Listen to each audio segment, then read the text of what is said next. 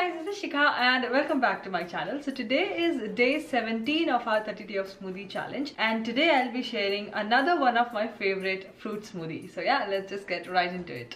So first ingredient is orange and I'm using 2 of them, and this one is rich in vitamin C and also in fiber. Second up, I'm using banana and this one is rich in phosphorus and also in protein, and this will keep you full and energized. Next up, I'm using mango and this one is rich in fiber and also good for you and also really nice for your digestion.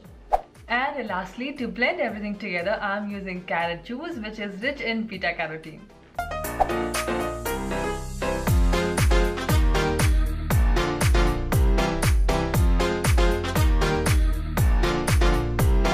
Is really nice, and I really hope you enjoyed watching this recipe and you are going to recreate this one. And if you do so, don't forget to let me know in the comment section down below.